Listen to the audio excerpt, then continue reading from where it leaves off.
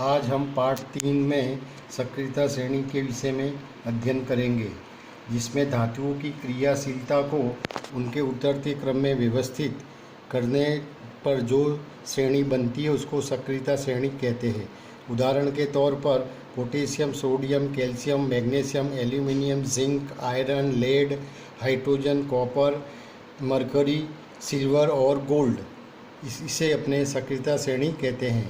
अब हम धातु और अधातु के बीच में रासायनिक प्रक्रिया किस प्रकार से होती है उसके विषय में हम चर्चा करेंगे। उदाहरण के रूप में सोडियम परमाणु की बाहर की कक्षा में एक इलेक्ट्रॉन होता है और वो इलेक्ट्रॉन का दान करके वो धन आयन में बदल जाता है और उसका की इलेक्ट्रॉन रचना 2-8 होती है। सोडियम के परमाणु की नाभि में 11 प्रोटॉन होते हैं और इलेक्ट्रॉन की संख्या धन होती है और उस पर जो है धन विद्युत आवेश आ जाता है। दूसरी ओर क्लोरीन की सबसे बाहर की कक्षा के अंदर 7 इलेक्ट्रॉन होते हैं। उसको अपना अष्टक पूर्ण करने के लिए 1 इलेक्ट्रॉन की आवश्यकता होती है।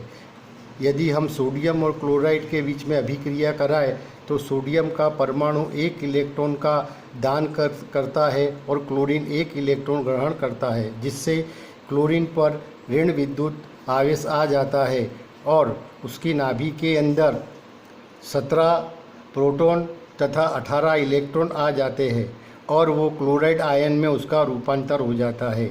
तो सोडियम आयन तथा क्लोराइड आयन के बीच में प्रबल आकर्षण बल लगता है, जिससे कि सोडियम क्लोराइड नाम का संयोजन तैयार होता है। इसे अपने आयोनिक संयोजन कहते हैं। अब यहाँ पर सोडियम की इलेक्ट्रॉन रचना 2-8-1 है, उसमें से 1 इलेक्ट्रॉन मुक्त होकर के सोडियम परमाणु की इलेक्ट्रॉन रचना 2-8 है। इसी तरह से क्लोरीन परमाणु 2-8-7 1 इलेक्ट्रॉन ग्रहण करके उसका क्लोराइड आयन में रूपांतर हो जाता है, उसकी इलेक्ट्रॉन रचना 2-8-8 है। अब ये दोनों परमाणु एक दूसरे के जब नज़दीक आते हैं तो सोडियम क्लोराइड नाम का संयोजन तैयार होता है।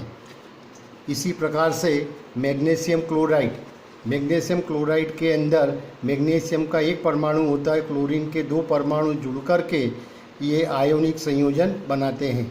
धातु से अधातु में इलेक्ट्रॉन के ट्रांसफ़र होने से बने यौगिक को हम आयोनिक यौगिक कहते हैं।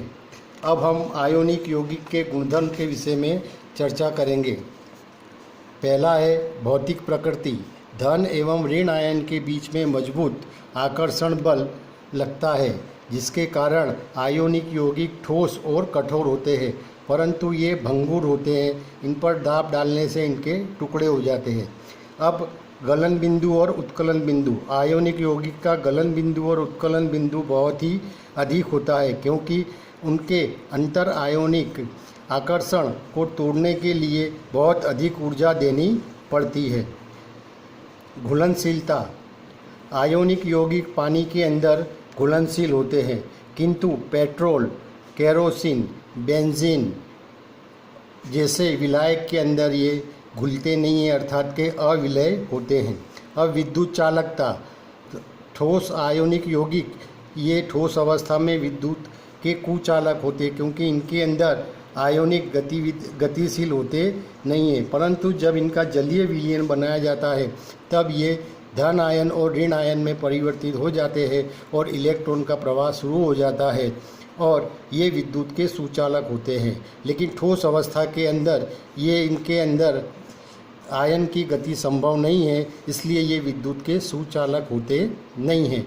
परंतु पिघली हुई अवस्था में ये धन आयन और ऋण आयन में ये परिवर्तन हो जाते हैं और इनके अंदर विद्युत के गमन होने के कारण और ये इनकी सुचालकता बढ़ जाती है। बस।